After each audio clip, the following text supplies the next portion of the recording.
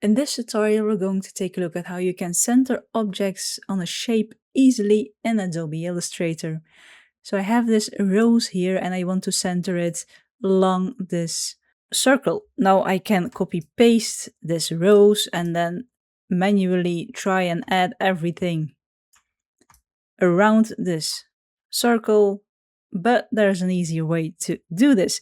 So I'm going to remove all my duplicates and take this one here.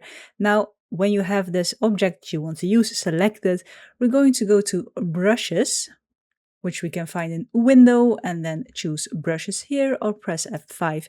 And then in brushes, with in my case this rose selected, we're going to click the plus and make a pattern brush. Now when you click OK, we're going to choose to add space to fit in this one. And then we're going to click OK. Now we have a pattern brush. Now I'm going to select this circle and I'm going to click this pattern brush. And as you can see now, my roses have been center aligned along my shape. And it's really easy. You can do this with a lot of shapes. Let's make a hexagon here. And I'm going to move it and now select the hexagon and then select your pattern brush and it will distribute those objects you're using evenly and center align them to your shape you have selected. And it's as easy as that.